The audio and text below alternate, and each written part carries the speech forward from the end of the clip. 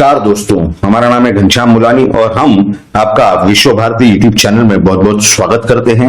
दोस्तों, आज का इस वीडियो का जो शीर्षक है एक नाथ और बाकी सब अनाथ, ये तो उसी तरह हुआ ना, एक अनाथ और 100 बीमार। कैसे? महाराष्ट्र की राजनीति में जो पूरी उथल पुथल मची हुई है, जो पूरे हालात जिस तरह के दिखाई दे रहे हैं, यदि अचानक उद्धव ठाकरे जी को त्यागपत्र देना पड़ा, रिजाइन करना पड़ा मुख्यमंत्री के पद से और विधान परिषद सदस्य के पद से, और उसके बाद से जो कुछ शुरू हो चुका है उसका अंत किसी को दिखाई नहीं दे रहा। अब 25 दिन हो चुके हैं कि एकनाथ शिंदे मुख्यमंत्री बने हैं और देवेंद्र फडणवीस भारतीय जनता पार्टी के सर्वश्रेष्ठ नेता ये उप मुख्यमंत्री बने हैं। अब उनकी जिस तरह से टीका टिप्पणी की जा रही है, निंदा की जा रही है, उन्हें छेड़ा जा रहा है और अजीब अजीब बयान दिए जा रहे हैं। यानी जब महाविकास आघाड़ी की सरकार थी, अगर आपको याद होगा कि भारतीय जनता पार्टी और उसके नेताओं को छेड़ने के लिए ये जिस तरह से बयान दिया करते थे कि ये सरकार तो 5 साल नहीं 25 साल चलेगी, आज इनकी सरकार 5 महीने भी नहीं चल पाई। यानी कब से?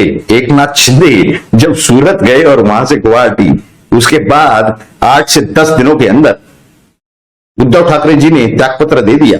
ऐसे पूरे परिस्थिति के अंदर आप ये समझिए कि अचानक सत्ता से बाहर बैठना पड़ा। राष्ट्रवादी कांग्रेस पार्टी हो, कांग्रेस पार्टी हो, इन्हें कितना चिढ़ गए होंगे ये। इन्होंने जिस तरीके के बयान दिए, ये बहुत ही अजीबोगरीब, यानी नाना पटोले हो, अजीत पवार हो, जिन्हें प्यार से अजीत दादा कहा जाता है, शरद पवार, इन सब के बयान रोज आ रहे हैं। वो कह रहे हैं कि मंत्रिमंडल नहीं है, देवेंद्र फडणवीस जो है वो तो बिना खाते के मंत्री हैं। सही बात है, क्योंकि संविधान के अंदर कहीं पर भी उप मुख्यमंत्री का प्रावधान नहीं है। मुख्यमंत्री इस पद का प्रावधान है, लेकिन प्रशासकीय दृष्टि से उप मुख्यमंत्री का अपना ही एक महत्व है।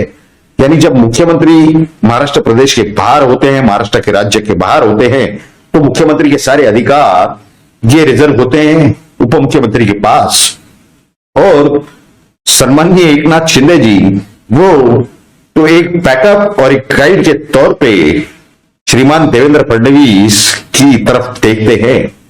उन्हें अपना एक गाइड और एक बहुत ही बड़ा मार्गदर्शक उन्हें स्पष्ट रूप से देवेंद्र फडणवीस के अंदर दिखाई देता है। खैर, ये बातें अपनी जगह पर है।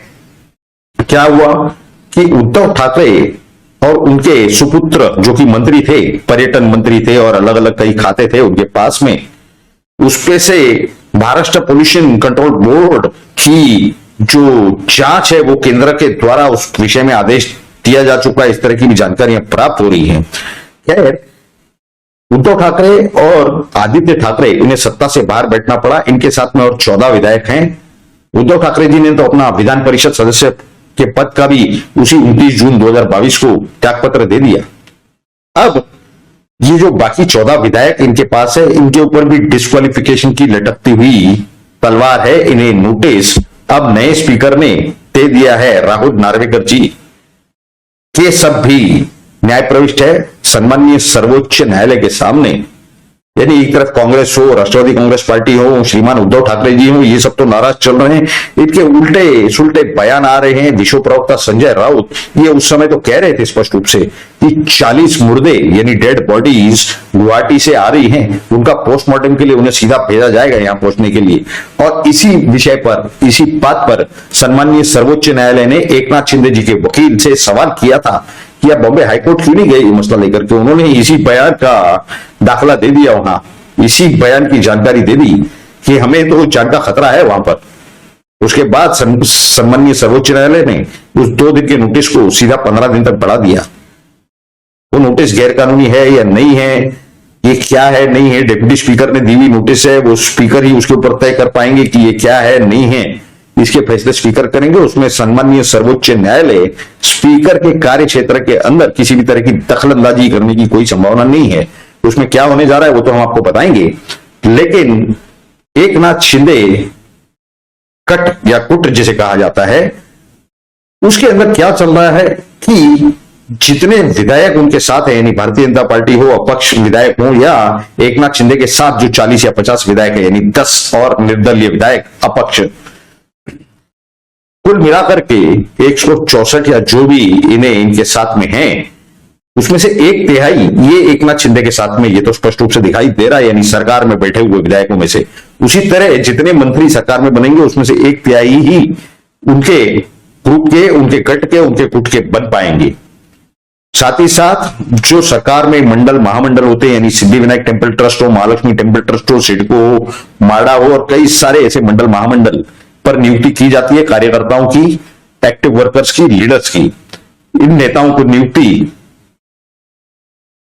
के बारे में कितना न्याय हो सकेगा, क्योंकि 1/3 इनके हिस्से में आएगा, ये एक मुद्दा। दूसरी बात, भारतीय जनता पार्टी के जो सर्वोच्च नेता हैं सम्माननीय देवेंद्र फडणवीस जी, इनके विषय में 2 बयान अभी पिछले 8 दिनों के अंदर भारतीय जनता पार्टी महाराष्ट्र प्रदेश के अध्यक्ष श्री चंद्रकांत दादा पाटिल की तरफ से आए। एक में तो उन्होंने कहा कि हमें तो धक्का लगा कि जब एकनाथ शिंदे जी को मुख्यमंत्री पद की शपथ दी गई और देवेंद्र फडणवीस जी को उप मुख्यमंत्री पद की शपथ दी गई। दूसरा एक बयान पिछले 48 घंटों में आया है, उसमें उन्होंने क्या कहा, उन्होंने स्पष्ट रूप से कहा है कि हमने तो अपने मन पर, अपने दिल पर भारी पत्थर रख करके देवेंद्र फडणवीस जी को उप मुख्यमंत्री बनने दिया है या बनाया गया है। हकीकत यह है कि हाईकमांड से यह आदेश आया कि सरकार के अंदर देवेंद्र फडणवीस ने पार्टिसिपेट करना चाहिए, उसमें हिस्सा लेना चाहिए। खैर, यह भी मुद्दा अपनी जगह पर। ऐसे पूरे हालात के अंदर यह समझना जरूरी है कि पिछले 48 घंटों में, यानी जो भारतीय जनता पार्टी महाराष्ट्र प्रदेश के कार्यकारिणी की बैठक हुई, उसमें देवेंद्र फडणवीस की तरफ से भी एक बयान आया। उन्होंने स्पष्ट रूप से कहा कि जितने विधायक है पार्टी के, उन्होंने किसी तरह की घाई नहीं करनी चाहिए, एक्साइट नहीं होना चाहिए मंत्री बनने के लिए, मंत्री पद के लिए। बहुत ही कम संभावना है कि कई सारे लोगों को मंत्री पद मिल पाएगा। यदि उन्होंने किस तरह का इशारा दिया, आने वाले समय में कुछ और इसके ऊपर खुलासा करेंगे, क्योंकि जब ये और एकनाथ शिंदे पिछले 25 दिनों में 2 बार दिल्ली जाकर के आए, नई दिल्ली, उसमें एक बार तो महाराष्ट्र के जो स्थानिक रीजनल मीडिया चैनल है, इनके तरफ से काफी सारी जानकारी आ रही थी। मीडिया चैनल्स की तरफ से चैनल पर यह दिखाया गया कि हाईकमांड से यह कहा गया है कि नए चेहरों को प्राधान्य दिया जाना चाहिए। अब नए चेहरे कौन है देवेंद्र फडणवीस जी की नजर में, क्योंकि निर्णय लेने वाले तो वही हैं, उनके नजर में पार्टी में नए आए हुए नए चेहरे हैं, जो युवा जिन्हें ग्रूम अप करना चाहिए था, उन्हें तो ग्रूम अप नहीं किया गया। Second level of leadership, second line of leadership ये तो बनाई नहीं गई।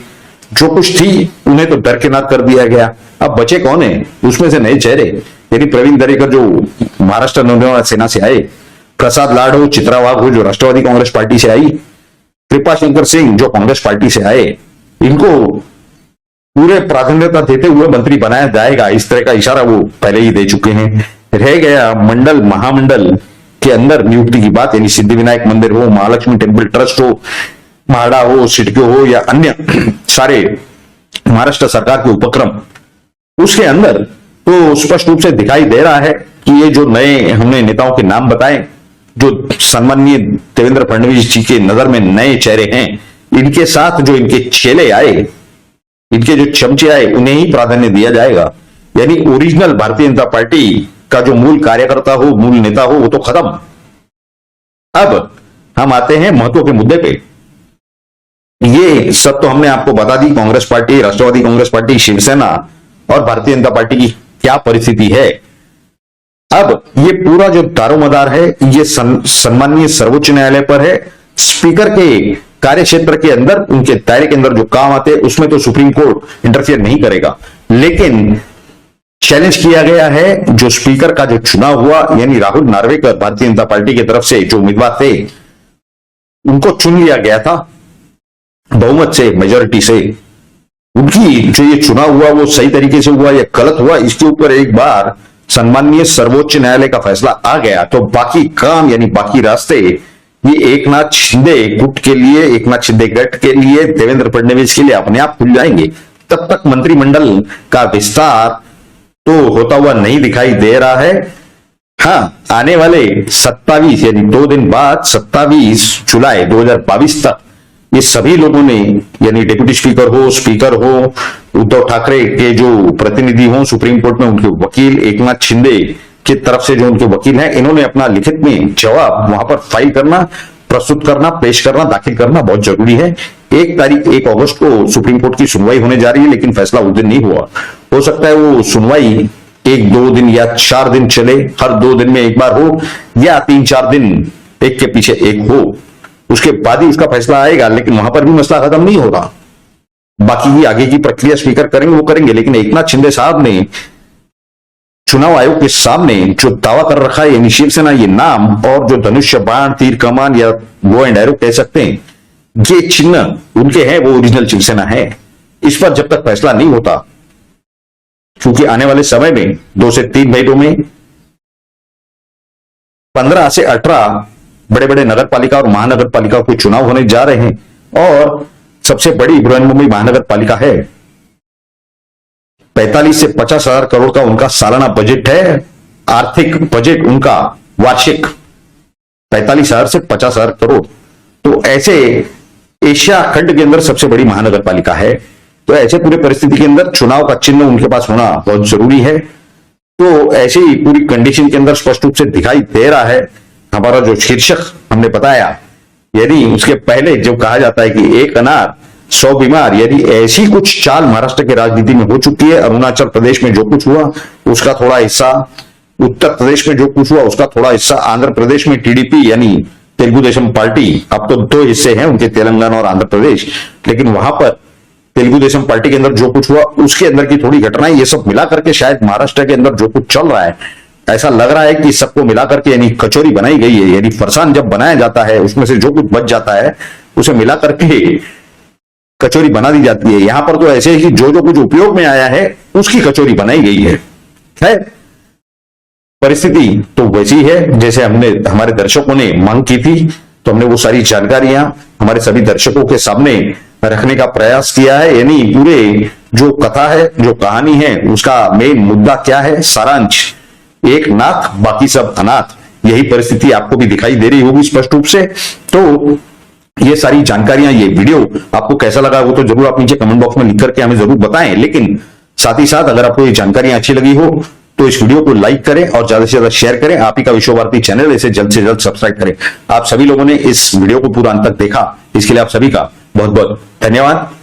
भारत माता की जय। जय हिंद।